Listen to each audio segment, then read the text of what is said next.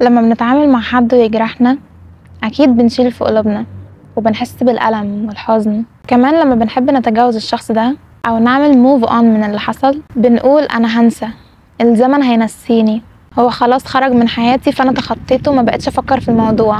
بس ده كله تجاهل لمشاعرنا، لا الزمن هينسيك ولا المشاعر والذكريات القاسية هتتنسي، ولو احنا تجاهلناها وكملنا حياتنا عادي هتفضل موجودة جوانا ومحفورة ومكبوتة، وأول ما نيجي نقعد مع نفسنا شوية هنفتكرها تاني وهنتألم تاني ومش هنكون عملنا موف اون ولا حاجة. عشان تعمل موف اون فعلا من أي مشاعر سلبية أو مواقف مريت بيها أو علاقة دخلتها وأذتك لازم تتعلم ازاي تواجه نفسك وازاي تواجه مشاعرك.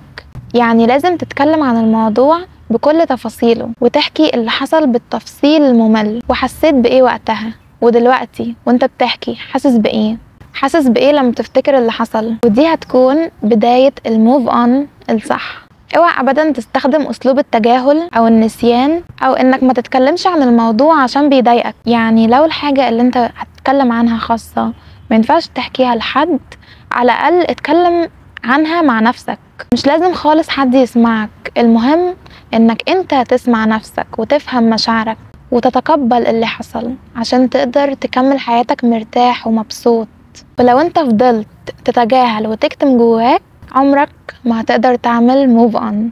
ماشي، انا افتكرت كل الحاجات السلبية وكل الألم وكل المعاناة، طب وبعدين يعني لازم تسامح. اولا المسامحة مش ليه خالص، المسامحة ليك انت.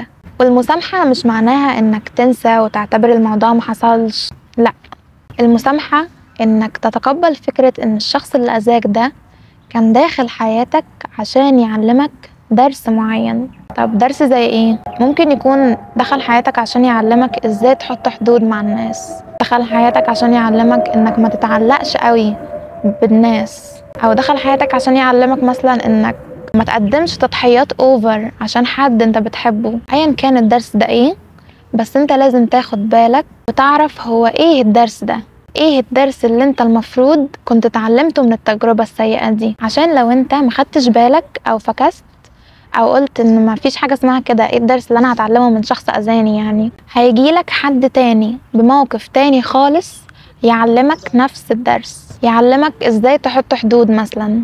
فراجع المواقف وشوف انت المفروض كنت تتصرف ازاي في مواقف زي دي، واسأل نفسك يا ترى الشخص ده كان داخل حياتي عشان يعلمني ايه، او يا ترى الموقف ده كان المفروض اتصرف فيه ازاي. ماشي، طب انا عملت كل الكلام ده وخلاص بس لسه مش قادر اتخطى الشخص ده وكل ما اجي افتكره بتضايق عشان اذاني جامد، يعني طب اعمل ايه؟ اول حاجة لازم تتعلم ازاي تسامح نفسك.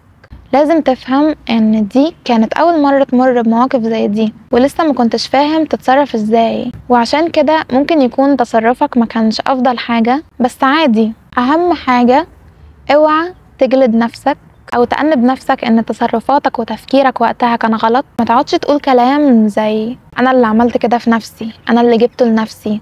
كل الكلام ده امحيه من قاموسك تماما، لان انت انسان ومريت بمواقف كنت اول مرة تمر بيها، فطبيعي جدا انك تغلط وما تكونش عارف تتصرف ازاي. المهم دلوقتي انك تعرف غلطك وتتعلم منه، وده اصلا الهدف من الحوار ده كله. الهدف انك تتعلم حاجات جديدة عشان تبقى اقوى وافضل من الاول وتفهم وتبقى واعي اكتر من الاول. ولو قدرت تسامح نفسك هتقدر بعد كده عادي جدا انك تسامح الشخص اللي اذاك، لانك هتفهم ان هو كله على بعضه كان مجرد وسيلة عشان يعلمك الكام درس دول. وممكن هو كمان كان يكون مش ناضج كفاية أو مش واعي، عشان كده اتصرف معاك بطريقة قاسية ومش فاهم حجم الأذى اللي هو سببه لك، أو كان بيفكر بطريقة في الوقت ده مثلا أدت لتصرفاته دي. مش مهم خالص هو كان بيفكر ازاي أو كان بيتصرف كده ليه، المهم انك تفهم ان ربنا بيسبب الأسباب عشان يعلمك دروس في الحياة. والمهم كمان انه خلاص خرج من حياتك وان الأذى اللي كان بيجيلك منه خلاص انتهى، فاحمد ربنا انك خلاص اتخلصت من الأذى ده، وانك كمان هتتعلم من أخطائك وهتبقى شخص أقوى وأفضل من الأول بكتير. وكمان بينك وبين نفسك لما تسامح فعلا ممكن توصل لدرجة إنك تشكر الشخص اللي أذاك على الأذى اللي سببه لك ده، لأن بسبب الأذى ده أنت هتتغير وهتبقى أفضل وأقوى من الأول. والمسامحة في حد ذاتها ملهاش وقت معين أو طريقة معينة. المسامحة هتنبع من جواك لما تفهم فعلا الموضوع وتبصله من بعيد، وتبقى فعلا حاسس إنك عايز تتغير وعايز تبدأ تسامح نفسك وتسامح الشخص اللي أذاك. خد وقتك، خد أسبوع، خد شهر، خد سنة، المهم إنك تتعافى وتبقى شخص أفضل. وافتكر دايما إن المسامحة قرار انت لازم تاخده ليك مش لأي حد تاني، عشان تتحسن وتتعافى وتعمل موف اون فعلا من أي حاجة وحشة حصلت لك.